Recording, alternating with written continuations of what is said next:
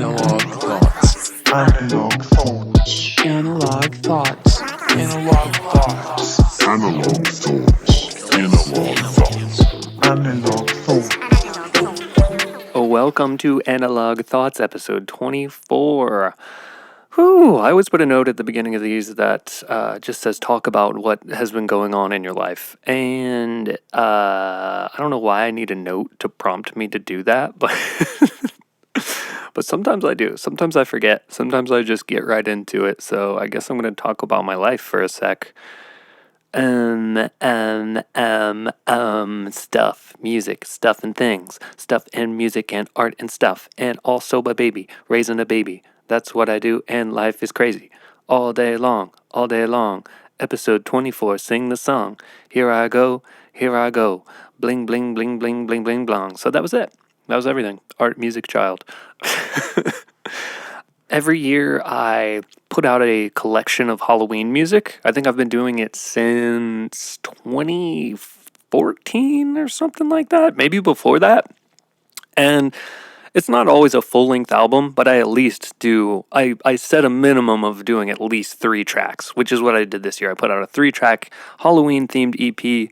For this one, I tried to keep it very melodic driven. It's called Melodic Apparitions, and I wanted to make an experimental bass music collection of music that sort of felt like chamber music or classical music or something that like people would waltz to or dance to, and I'm pretty happy with how it turned out. I'm pretty happy with I think when I wrote down the themes, melodic, heavy, experimental, and like classy. Those were like the descriptors for this project that I wrote down, and I tried to keep those in mind while I was writing each track. And I think I did it. I think I have a fully well-rounded little EP. So go check that out.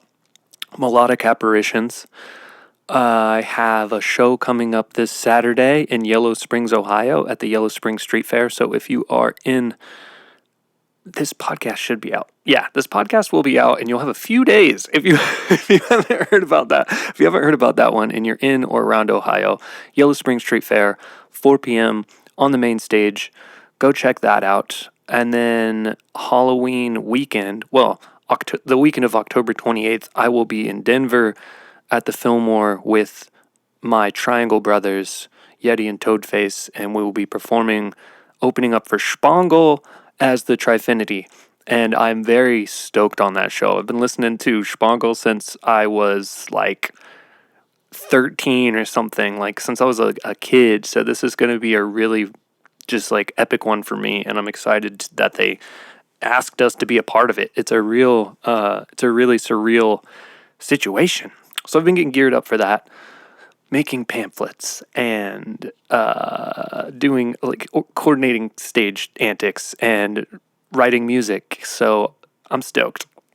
If you're listening and you're one of my patrons, I know that I said on my Patreon that this episode was going to be a short story that I was writing. Well, that I am writing. But I need just a little bit more time to finish that up, and I don't want to rush it. I mean, it's just a short story and it's for fun, but I found myself kind of rushing it, and I was like, well, I could do research on a topic and put out another podcast before I feel like I'm even going to finish this short story. So I'm sorry I lied to you, patrons. This episode is going to be about the Salem witch trials and not my short story, but that should be my next episode will be a short story that I have been spending some time on, and I hope that you enjoy. I've been getting deeper into writing. I'm writing like a science fiction, like a metaphysical, spiritual science fiction book right now that I'm super stoked on. I have no plans of like publishing it, but I thought about recording, and I thought about taking, whenever I finish it, it probably won't be for who knows how long, like a year, 2 years, I don't know. I'm taking as much time as that story needs, but I'm thinking about reading it and like publishing the audio, like not trying to get it published as like a paper book, or like an ebook even, but like recording the audio myself, reading the book myself, and putting that out. I don't know. I don't know how that would work. I know that streaming services are getting into releasing audiobooks. I'd like it to be available for free. I'll definitely have like a link to where you can just download it and listen to it if you so choose. But I know streaming services are getting into having audiobook catalogs. So I'm going to try and see how I can get it on those platforms. I've never done anything like that before, but that's way in the future. I'm writing a science fiction book, and I'm also getting into writing more short stories. It's been really fun writing. It's been really fun because you get to just be you there are no rules. You can be like, I want it to get funny. I want it to get silly. I want it to get sad. I want it to be I want to like embed this thought or embed that thought, and you can weave it in whatever you want into this universe that you're creating, and you can develop these characters, and characters can grow and change and learn inside of this universe that you create. And something about that is just really captivating to me. I've always been a big video game player, and I really like video games where you can design your character from the ground up and put points into like their stats, and you can put them in, you can make like their race and their like creature race and their class race. So like I want to have a wizard lizard man that lives in the swamps, and I'm going to make, I love games like, I love No Man's Sky, where you can just design a character, build bases on weird planets and stuff. And writing for me has felt like the ultimate role-playing game.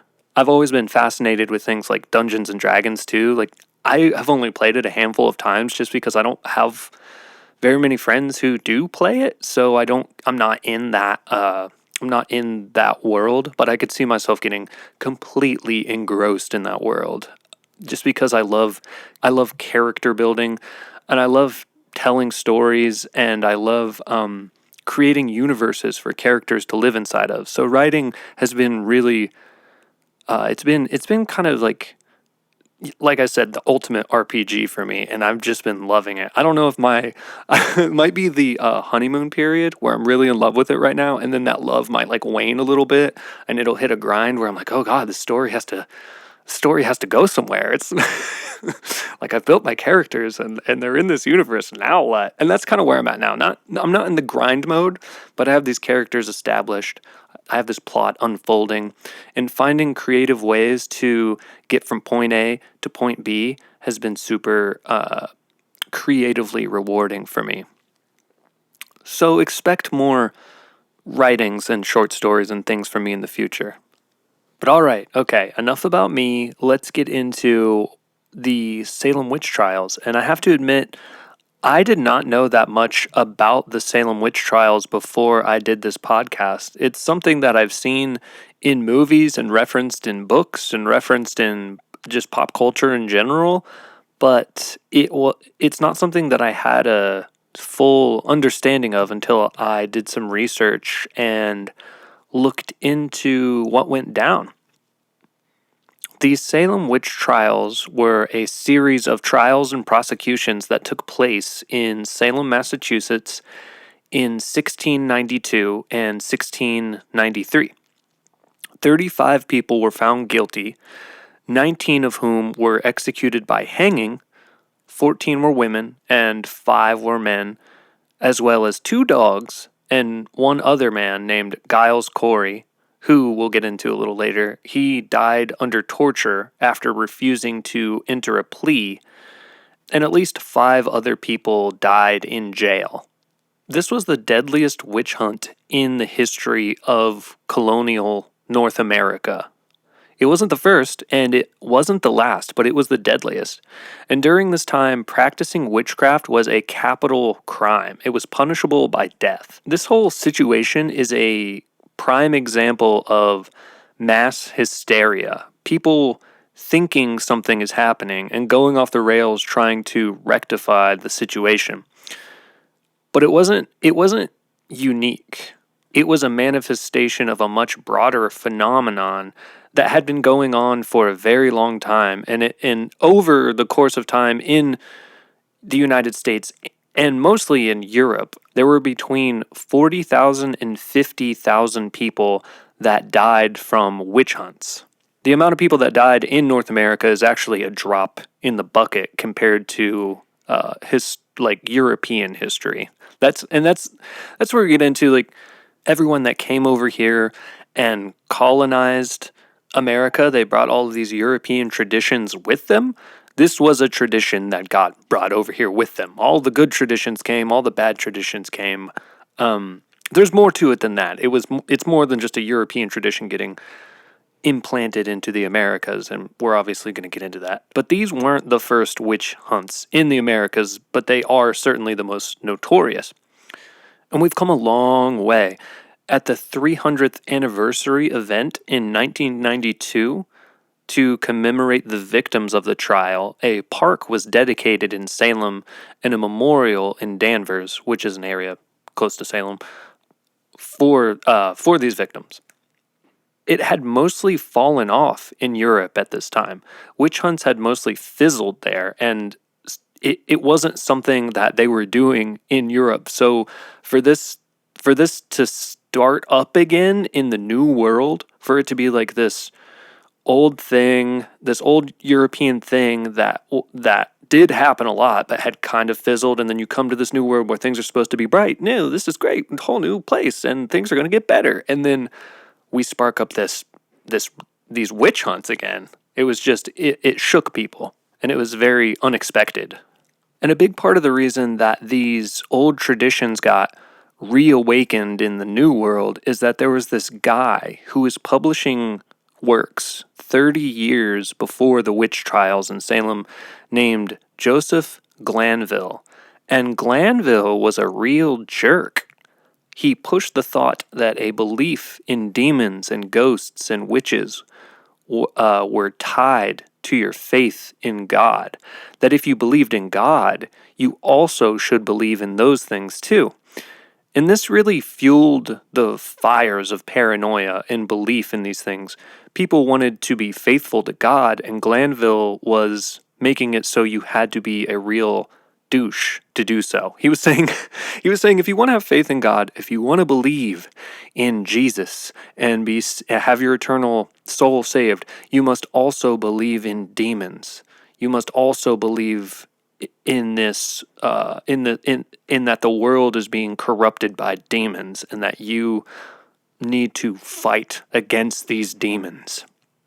So this was all happening years before the Salem witch trial. He was planting these seeds of paranoia.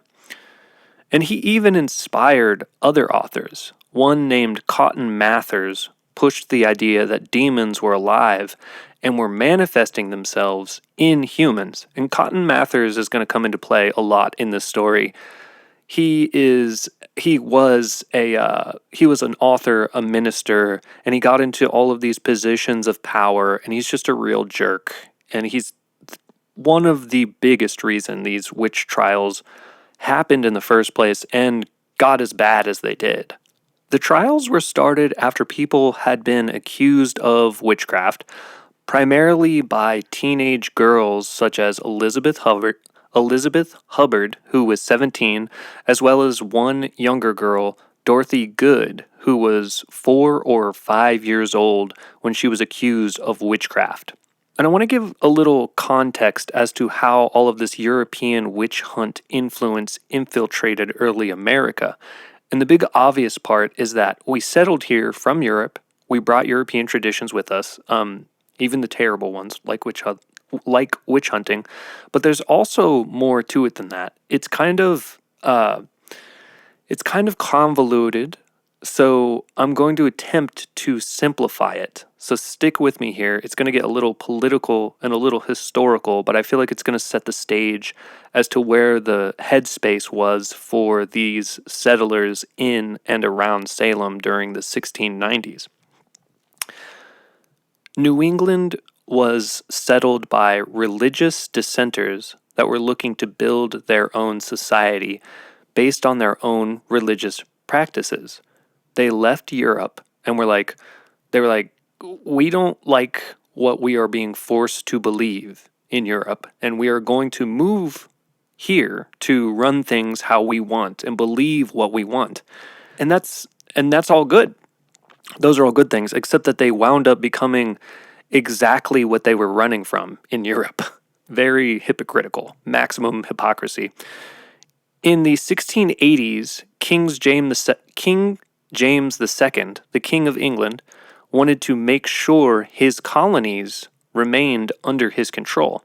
He wanted to put people in positions of power that were going to make sure things were run how he saw fit. So in the 1860s, he made this guy named Edmund Andros the governor of New England. And Andros was very unpopular for a variety of reasons. He didn't let people conduct business how they wanted. He imposed weird taxes. He denied the validity of land ownership. And the thing that really started a big fuss is that he forced the Church of England, King James II's church, into these newly formed Puritan areas. And this created an uprising. And it created a revolt in Boston in 1689, where he was removed from power and the previous people who were in power were put back in place. And during all this time that all this is happening in the Americas, King James II was losing popularity in England. He starts making some political moves that upset England and putting people in positions of power that England doesn't like, and he starts to have all sorts of problems. And basically, because of this, he starts to lose more of his grasp on the American colonies, and the American colonies start to do more and more of what they want. This includes moving further and further away from the Church of England.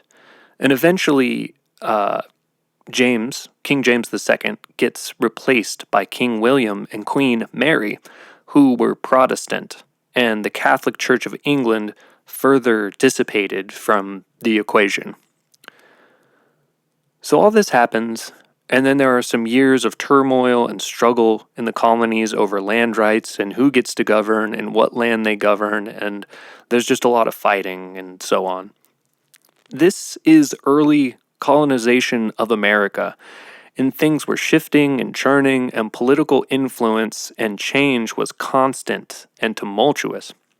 And just as the political climate was all over the place, so was the religious climate.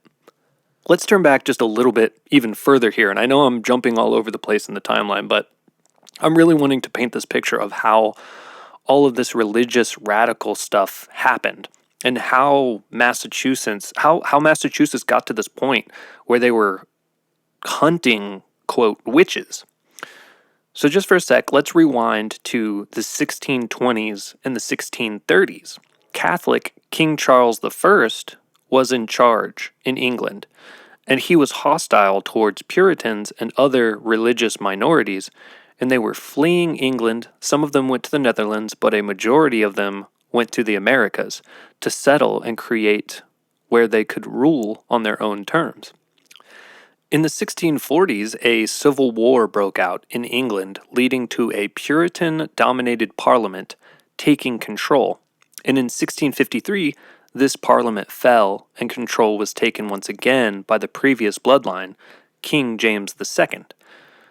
So even before the witch trials, there were years and years and years of political and religious struggle and unrest going on in England and the colonies, where Catholicism was taking control, Puritans were taking control. It was this power struggle and this religious struggle and this political struggle had been going on for a very long time.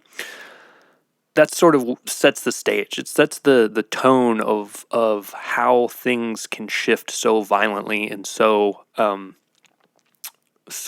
quickly. People became really willing to lean into religious extremism. People were tired of fighting and dealing with the shifts over power, and they were looking to have something solid, something that wasn't going to get pulled out from under them. And this is where things got dangerous. And it's funny because the hypocrisy is so blatantly staring them in the face here, but they just don't see it, or they just don't care. They're running from religious extremism to the Americas, where they create religious extremism, but they just don't see it. They're somehow completely blind to this. So there's whispers in the air about who owns what part of land, who might try to take control of the village, who wanted to take control of the local church, who was going to be in charge of this and that, and paranoia is in the air, and it's thick. People in positions of power are able to stay in positions of power by feeding into this paranoia. And if someone spoke out against them, it became easy to just squash those rumors by calling that person a witch or saying that they were unholy or in allegiance with the devil. And also, like I said before, there were religious leaders and authors that were already planting these seeds of paranoia about the relationship between believing in demons and witches and apparitions and how that ties into your faith with God. All of the struggle between Catholicism and Protestants started a group of religious extremists known as Puritans. And Puritans were essentially extreme Protestants that wanted to purge all of the Catholic influence out of the Protestant faith. And if you've listened to any of my other episodes that talk about the Catholic Church, then you already know that the Catholic Church wasn't afraid to mutate and adopt practices from other religions to lure people into joining them. They adopted Celtic traditions of both Christmas and Halloween and also Easter, and a ton of ceremonies into their faith to attract as many people as possible. They're sort of this like Frankenstein version of Christianity. They weren't opposed to new recruiting techniques. Like, they would do anything to get people in the door and expand their influence. And the Puritans didn't like this. The Puritans were looking to purge any ancient, quote, evil influence the Catholic Church may have had on their church as pure Christian. We're Puritan Christians. That's the idea. That's the philosophy behind the Puritan faith, is that Christianity in general had been corrupted by all these outside influences, and they were looking to purify it. They were Puritans.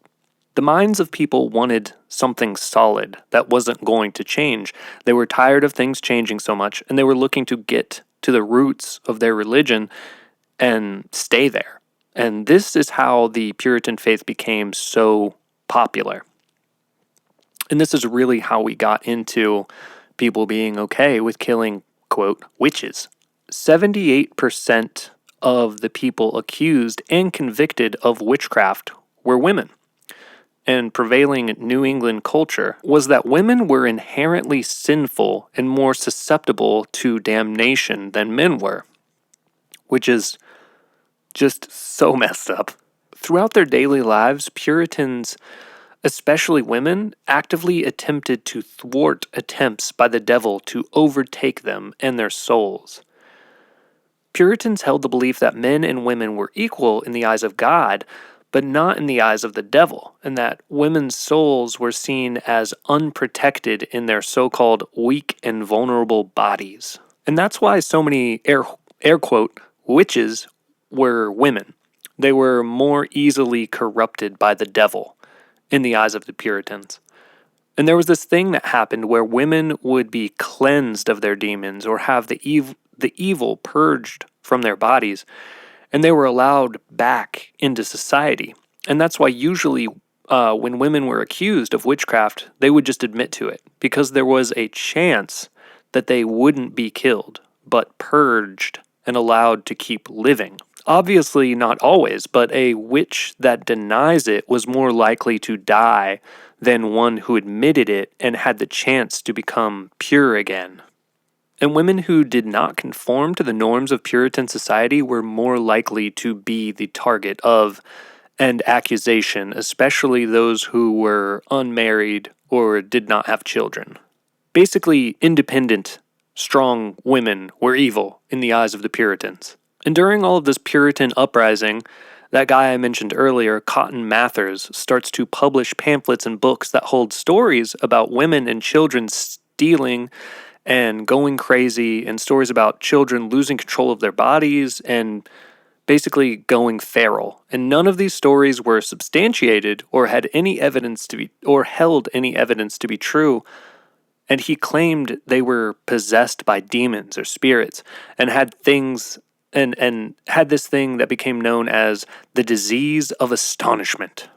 And beyond Mather's writings, there's this event that happens that really ignites the hysteria. This is the moment where things start to go beyond just whispers and rumors and people talking about witches to actually people getting arrested and jailed and killed and tortured. But in 1692, two girls, Betty Paris, age 9, and her cousin Abigail Williams, age 11, who were the daughter and niece of a Puritan reverend, began to have fits. And these fits were deemed to be not epileptic in nature or of natural origin by another priest from a neighboring Puritan village. These girls screamed, threw things about the room, uttered strange sounds, crawled under furniture, and contorted themselves into peculiar positions, according to the eyewitness account of Reverend Deodat Lawson, a former minister in the Salem village. So you've got 3 Puritan priests / reverends or whatever in the room, none of them medically qualified to make a judgment on anything, saying, yep, these girls are possessed by demons. And I guess there was a doctor that was in, that did look them over and tried to make a judgment call, but he couldn't determine what was going on. So the priests just took it upon themselves to be like, oh, Doc doesn't know what's up, must be demons. Other young women in the village began to exhibit similar behaviors. When Lawson preached as a guest in the Salem village meeting house, he was interrupted several times by the outburst of the afflicted children. So because these Puritan priests thought there was demon business afoot, they decided to start arresting some people. And of course, they decided to start arresting women. 3 women, Sarah Good, Sarah Osborne, and Tituba. Sarah Good was the daughter of a well-off tavern owner that committed suicide. And since Sarah was a woman, his estate and land was left to her brother, and Sarah owned nothing. She had an arranged marriage with an indentured servant who died, and he left her terribly in debt, and she was homeless and forced to beg for money in Salem. And I'm sure in the eyes of the church, well-to-doers, she was a sinful woman that was an easy target for committing witchcraft and probably just someone that the community wanted removed in general. She was riffraff. We gotta get her out of the community. She's a witch. She's begging for money. So Sarah Good was accused of witchcraft. On March 6, 1692, when Abigail Williams and Elizabeth Paris, who were related to Reverend Samuel Paris, claimed to be bewitched under her hand, and also her late indentured servant husband did spread rumors about her because she didn't respect him as much as he would have liked. So not only is she this riffraff and begging for money and she lives on the outskirts, she's a witch. That's me as the villagers, if you're wondering. But her late husband had also, before he died, spread a bunch of rumors like, oh, she's a sinful woman. She doesn't wait on me hand and foot. So she was an independent woman that had to live by her own means, and the town just didn't like her. That's basically why she got accused of witchcraft. Hey yo, so this is like the middle of the show, and I wanted to, first of all, thank everyone for dialing into this podcast. I'm glad that you're here, and I'm glad that you are sharing this experience with me. If you'd like to support the podcast, leaving a 5-star rating on whatever platform you're listening to this on goes a really, really long way. Also, if you are able to leave a review for the podcast, that also goes an extremely long way. Another way you can support the podcast, other than just telling your friends and family about it, is signing up on my Patreon. There is a link in the description of this episode and all the episodes, or you can just go to patreon.com and search for Mount Analogue, MT.ANALOGUE. You get early access to podcasts, early access to my music, early access to art, and all kinds of other cool stuff. However you support, I cannot thank you enough. Infinite thank yous. I love you. Infinite blessings to you. Let's get back to the podcast. And next we have another Sarah Osborne. Sarah Osborne was actually accused by Sarah Good to be tormenting the girls. So the first Sarah gets accused, and then she's like, it's not me, it's the other Sarah. Sarah Osborne had an interesting situation tied up in land ownership with her sons. The short story here is that Sarah's baby's daddy died, and she remarried and took the land with her new husband. So she kind of was like, I'm remarrying this guy. This is kind of his land. This is our land. But in the baby's daddy's will, her first husband, who she had the children with, he left the land to the sons once they came of age. And this obviously upset the sons, who undoubtedly were looking for any reason to remove their mother from owning the land. Even by death, perhaps? Even by accusing her of witchcraft, perhaps? And then we get to the third woman, Tituba. Tituba was an enslaved native woman. So already she's accused of all sorts of unholy things and witchcraft because of that. And she probably has the most interesting story here. Her origins aren't exactly known, but she was a slave from either North or South America or potentially Africa that was taken to Barbados and forced to be a cook for the Thompson plantation there. And Tituba interacted with a diverse group of people in Barbados. It is assumed that Barbados is the place where she picked up most of her knowledge about witchcraft from mistresses and other enslaved people. Once the head of the Thompson plantation died in Barbados, Tituba was inherited by Samuel Parris, and then she was brought to Massachusetts. Tituba allegedly admitted to witchcraft that she was accused of, and there are several accounts of her teaching the afflicted children voodoo and witchcraft, none of which are substantiated. And furthermore, she initially denied having practiced witchcraft. It was only after being beaten by her owner that she confessed to this. So on the records in the books, it's like she confessed to witchcraft, but they just omit after she was beaten many times and locked up and basically tortured. It's really messed up. Tituba also confessed to speaking with the devil, and in her confession she stated that he ordered her to worship him and hurt the children of the village. When she was questioned later, she added that she learned about occult techniques from her mistress in Barbados, who taught her how to ward herself from evil powers and reveal the cause of witchcraft.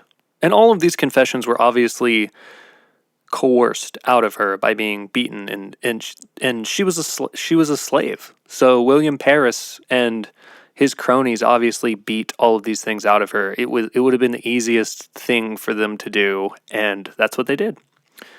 And also, just to touch on this a bit, the people settling in the colonies were at odds at the time with the Native Americans. They fought, and many of the Protestant and Puritans believed that they were devil worshippers whose influence has spread into their communities. You got to remember, this was us colonizing America, stealing the land from the Native Americans. They weren't happy, so they would show up and they would burn things and kill people because they were like, you're on our land.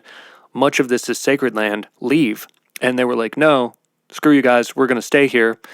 And the people who were settling were being told that these native people were evil and that they were showing up and burning things and killing things because they worshiped the devil. That was just a common belief back then because that's what they were being told. That's what the average person thought was happening, is that these people were attacking them because they were being sacrificed to evil spirits.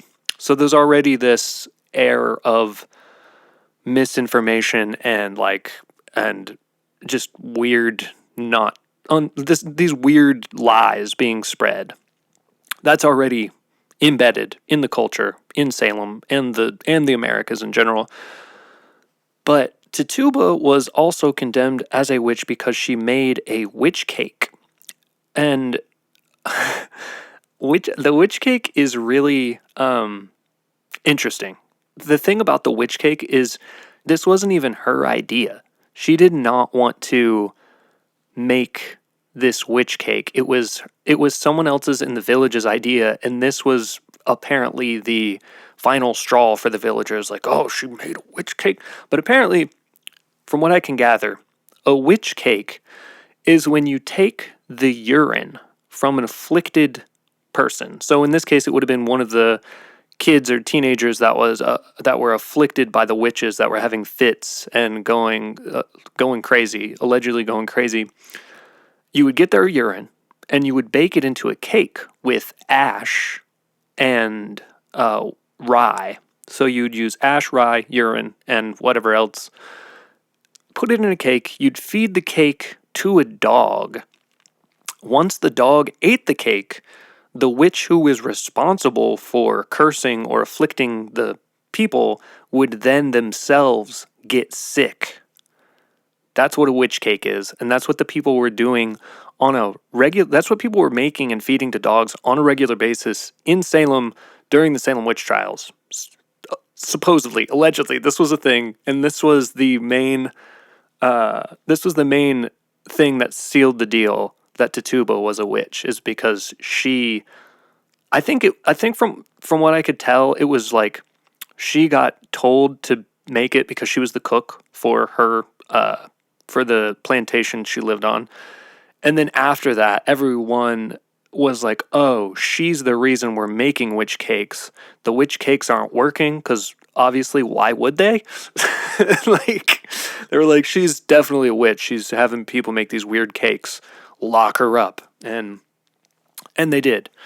But like I said, not just for that. For all her being a native, and for her being coerced into saying she worshipped the devil, and then also making the witch cake. All these reasons combined are the real reasons she got locked up. So they're all locked up, and about a month later, they get accused of practicing witchcraft again. And this time by two adult women who were able to get accusations taken to court. Tituba, Sarah Good, and Sarah Osborne were sent to jail in Boston to await trial and punishment on March 7th of 1692. So they were locked up the first time for witchcraft, and then they got accused again. It doesn't. When I was reading, it didn't really specify if they were still in jail. Tituba was still in jail because she was a slave, so she was kind of just always in jail. But Sarah Good, they kept. Sarah Osborne, I'm pretty sure they released. But she was still, under the watchful eye of the community. But it didn't matter because 2 months later, they all three got accused again, and they all three get shipped to an even bigger jail in Boston, where they're going to have a trial on this now. They're like, this is out of the community hands. We're taking this to the city, and we're making a big deal out of this. And you ladies are going to be punished for your evil witchcraft that you're doing. So each of these women were outcasts, people that for one reason or another, the Puritan-run Salem and surrounding towns would have wanted out of their communities. And they got out of their communities.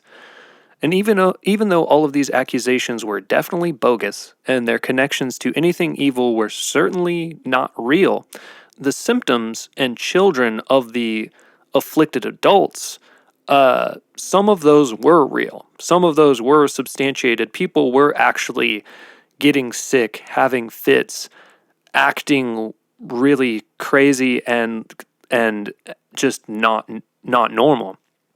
People were exhibiting symptoms of what looked like demonic possession, quote, demonic possession, or uncontrollable fits and convulsions. And there's this theory about where this comes from, and that they were actually victims of a thing called convulsive ergot poisoning, or ergotism.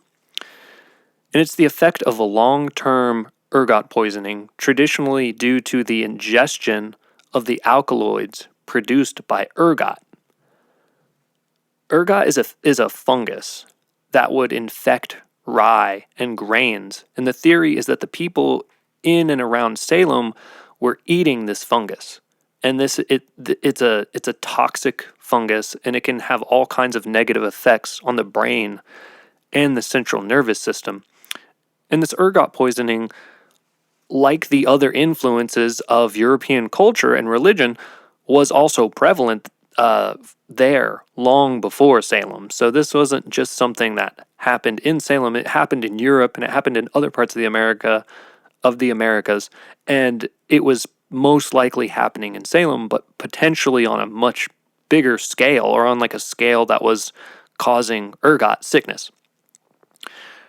There are two types of ergotism. The first is characterized by muscle spasms, fever, and hallucinations. And the victims may appear dazed but unable to speak, become manic, or have other forms of paralysis or tremors and suffer from hallucinations and other distorted perceptions. The second type of ergotism is marked by violent burning, absent peripheral pulses, and shooting pain of the poorly vascularized distal organs, such as the fingers and toes. The neurophoric activities of the ergot alkaloids may also cause hallucinations and irrational behavior. Ergot fungus contains lysergin acid, which is a precursor for the synthesis of LSD. So it doesn't contain LSD, but contains one of the components needed to synthesize LSD. It is a psychoactive fungus. So long story short, all of the people during the Salem witch trials may have been tripping.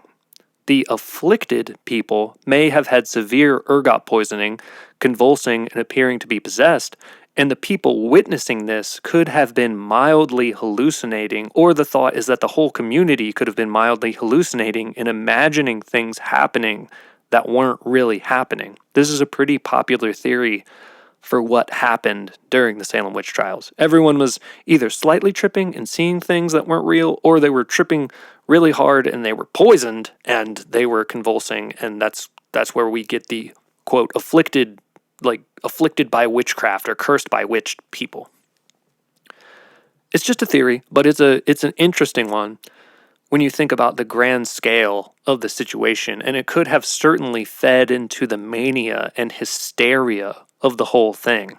I read some things where this theory, there are people who try to debunk this theory by saying none of the other symptoms that come with ergot poisoning were reported.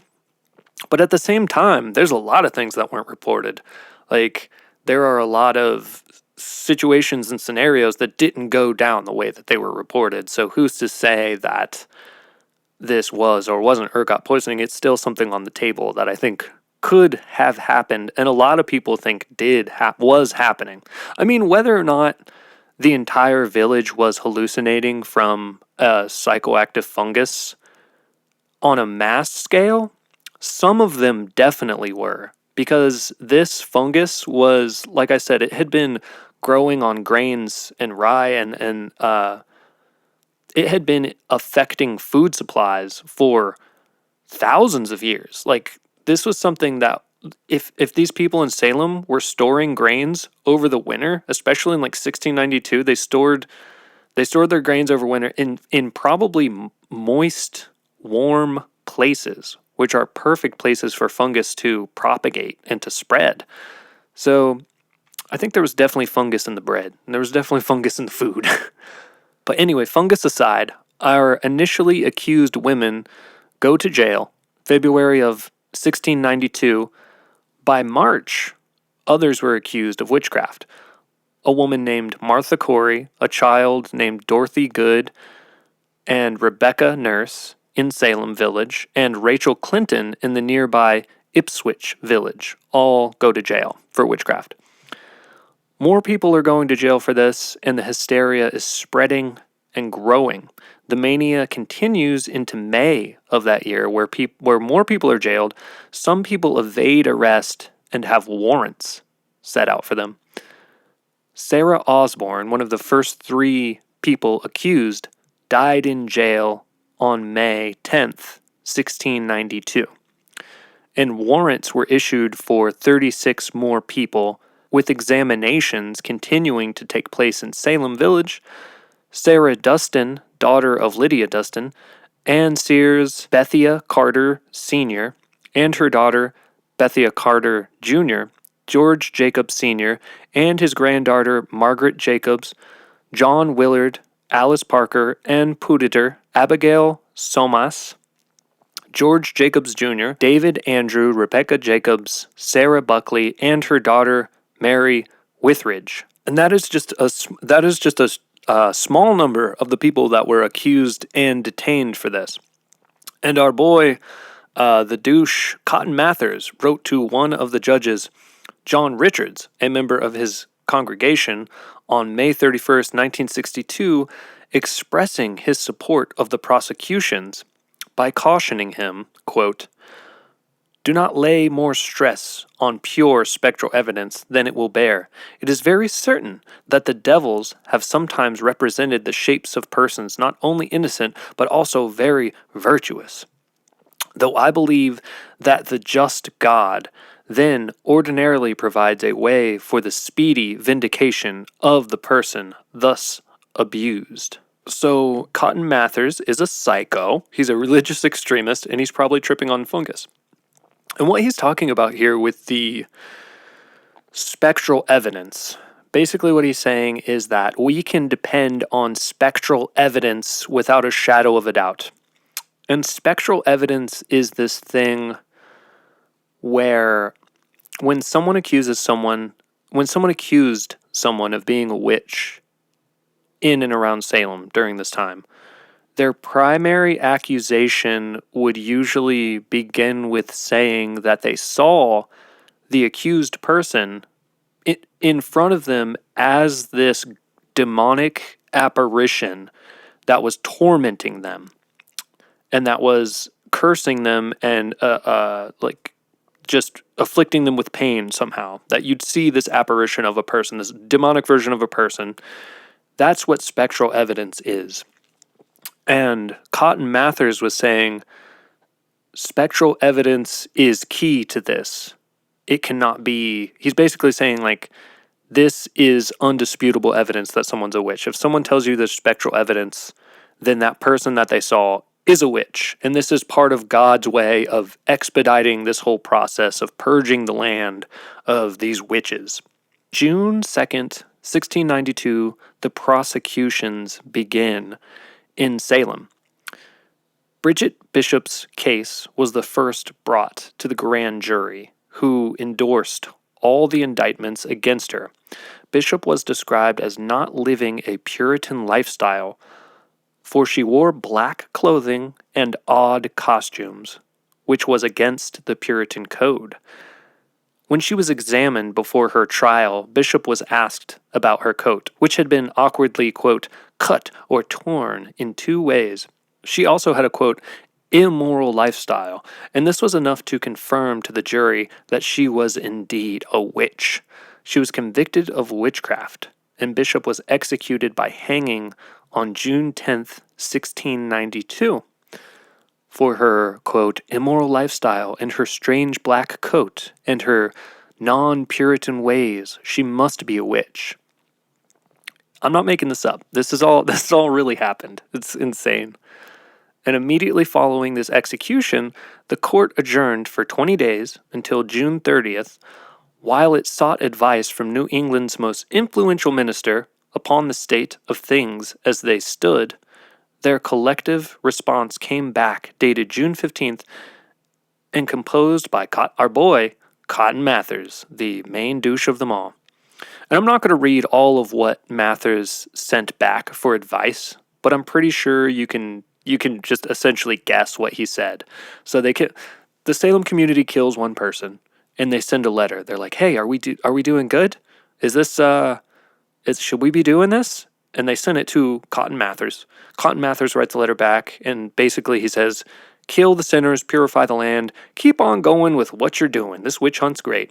He also basically says, "You have God's permission to kill people that you deem to be witches."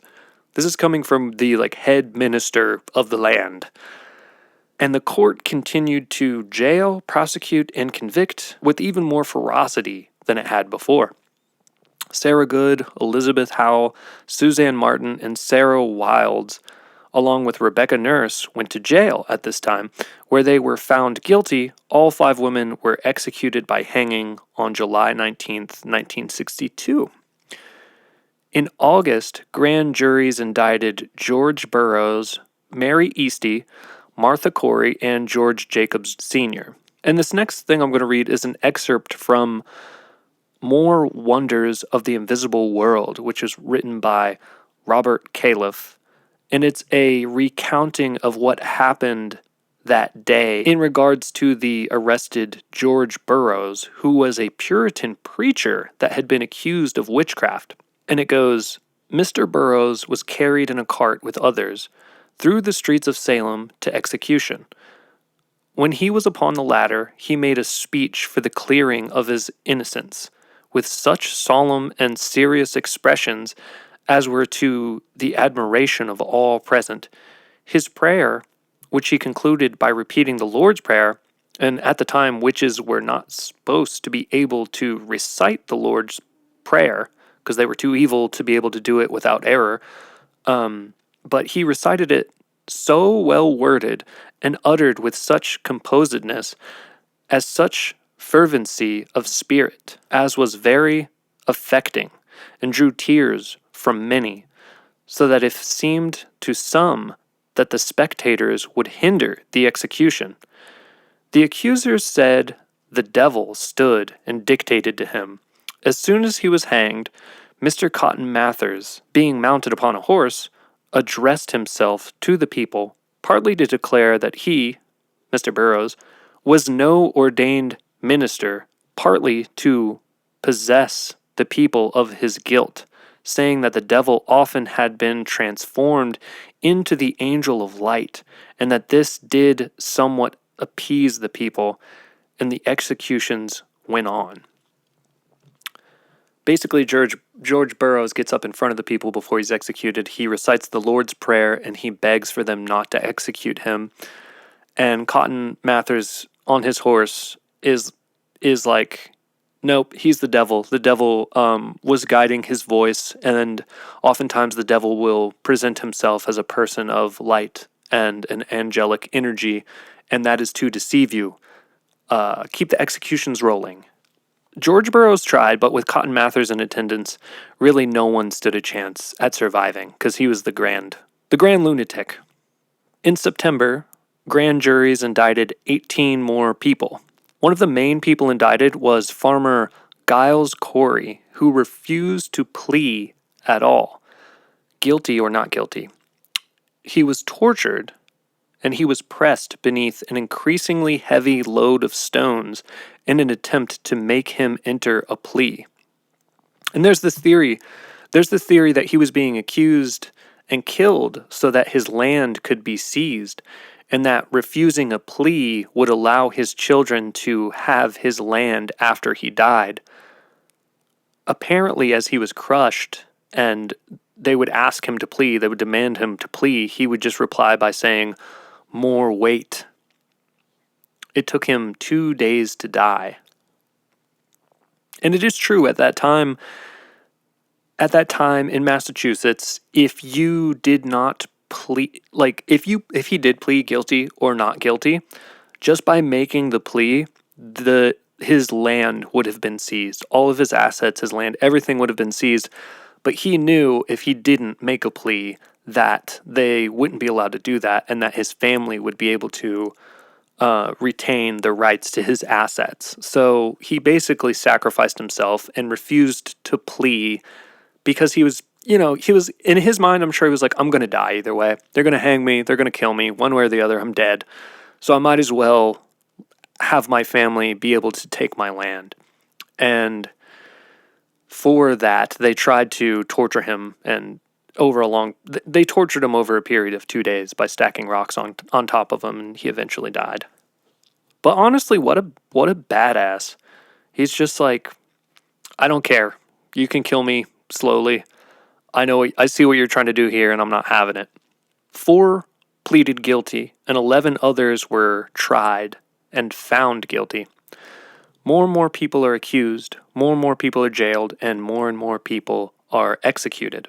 Until the hysteria spreads so deep that the governor's wife is accused of witchcraft, at which point the Governor William Fifth, and this is pre-America, so he's like the governor of the New England area.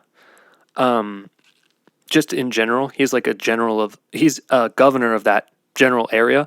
But William Fifth, after his wife is accused, decides that spectral evidence is not to be used in a court of law. He dismisses the current special court that has been overseeing these cases of witchcraft and ordered the end of executions for witchcraft. He's not a hero at all, because he was turning a blind eye to all of this until it ended up at his doorstep. And it's just gross. The whole situation is just gross and vile and evil. But this special court that was set up was very bogus too. This special court that he disbanded, the way that they worked was really, it was so messed up. And I broke up the way that they prosecute people into 7 steps. First, they would get a complaint from someone that someone in the village was a witch. Second, they would bring that person to a public examination where magistrates and the public would pressure them into confessing practicing witchcraft. Third, if the local magistrates and the public were convinced that the suspected was indeed guilty, they were arrested and turned over to a higher court. Fourth, witnesses were summoned, and these witnesses were the same people that pointed the finger at them in the first place. So the people that accused them would show up and be like, they are a witch, I said they're a witch, and I'm telling you they're a witch. That's what happened. Next, a person could be indicted on charges of afflicting with witchcraft or making an unlawful covenant with the devil. And then once indicted, the defendant went to trial, sometimes on the same day, and then almost always they were executed. There was also this thing that they would do just in general, the courts or the townspeople in general. If the accused witch touched a victim while they were having a fit, and then the victim stopped, then that person was the witch that had afflicted them. And they would do this. They would do this with like blindfold. They would blindfold the afflicted person, and they would have several people touch them. And if whoever touched them and the fit stopped, that person was deemed the witch. That was the touch test. Other ways they would find, quote, evidence included the confessions of the accused, testimony by a confessed witch who identified others as witches, the discovery of poppets, which are books or pamphlets or scrolls or horoscopes or pots of ointments in the possession or home of the accused, and observation of what were called witches' teats on the body of the accused. And a witch's teat was said to be a mole or blemish somewhere on the body that was insensitive to touch. And that's where we get the cartoon caricature of a witch having like a wart or a mole, is because this is a witch's teat. Although the last trial was held in May of 1693, public response to the events continued. In the decades following the trials, survivors and family members and their supporters sought to establish the innocence of the individuals who were convicted and gain compensation. In the following centuries, the descendants of those unjustly accused and condemned have sought to honor their memories. Events in Salem and Daverns in 1992 were used to commemorate the trials. In November 2001, years after the celebration of the 300th anniversary of the trials, the Massachusetts legislature passed an act exonerating all who had been convicted and naming each of the innocent, with the exception of Elizabeth Johnson, who was cleared by the Massachusetts Senate on the 26th of May, 2022. So that's crazy. The last person was cleared of witchcraft just in May 26th, 2022. That's very recent. Everyone knows about these trials. Everyone has read about them or seen them referenced in shows, books, movies. They're woven into American literature and European literature. Their injustice is infamous, and they should be used as a reminder of how quickly things can go off the rails. Used as a reminder that extremism in all of its capacities is dangerous and should be kept in check. It's such an eerie topic, and I don't even mean the witchcraft at all. We've got these somewhat isolated villages succumbing to mass hysteria, abducting people and hanging them for what they think is witchcraft. And just we've got this general sense of hatred and lack of awareness, a system of tyrannical religious extremism taking control and spreading very, very quickly. And it was also pretty lawless. This all happened in pre-America land, where lunatics were making and enforcing laws. And not that lunatics aren't making and enforcing laws now, but I am able to go out in the street and say that I'm a witch, and I most likely won't get executed for it. This was a terrible time in history, and also taps into these core human things: jealousy, spite, narcissism, need for control. See Cotton Mathers. It was just a really dark, weird, and disgusting time in history for something like this to happen. It really is a horror story. Let's get into our next segment of the podcast I like to call Let's Ask AI. Let's ask AI. I asked AI, do you think something like the Salem witch trials would ever happen again? To which AI responded, it is difficult to predict the future, but the Salem witch trials were a product of the specific historical and cultural context of their time. While history has shown instances of mass hysteria and persecution, society has generally become more aware of the importance of due process and individual rights. Nonetheless, it's crucial to remain vigilant against intolerance and prejudice to prevent similar events from occurring in the future. Just pretty simple there. Let's not let this happen again. We've become more accepting and open to religious ideas and philosophies, and I feel like society in general, globally, has become more tolerant and accepting of different spiritual belief systems, but there's still room to grow. There will always be room to grow, and we always need to be mindful of what sort of decisions are being made and who that's affecting, and if we are operating inside of frameworks that are beneficial to the progress of humanity. So thank you for that, AI. Let's get into the last little segment, and then we're going to wrap the podcast up. These are our fun facts.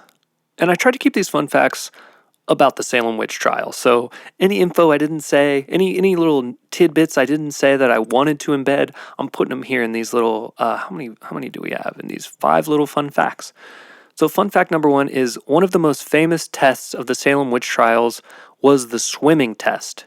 The idea was centered around the purity of water. If the accused floated, they were guilty. as the water was thought to reject evil.